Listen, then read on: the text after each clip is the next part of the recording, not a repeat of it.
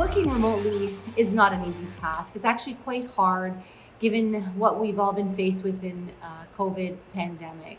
And it's we've really lost that human connection, right? We can't really build those relationships.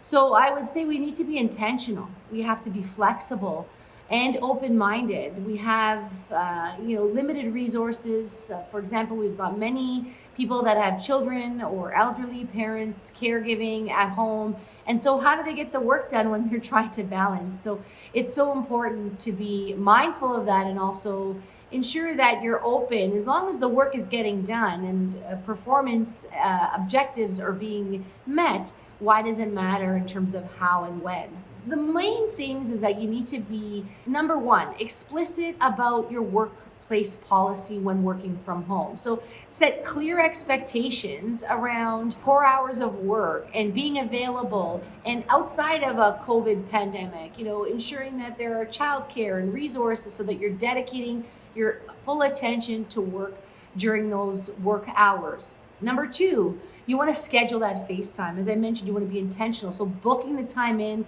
to check in with your staff, see how things are going, and ensure that they're on task and keeping them motivated as to getting that output. And number three, a collaborative environment is key. You want to get feedback. You want to be open to what resources they may need or adjustments in the work depending on what's going on. So maybe this week was a little bit tougher for them at home versus last week. So staying connected and being open and flexible and collaborative and supportive is going to be key.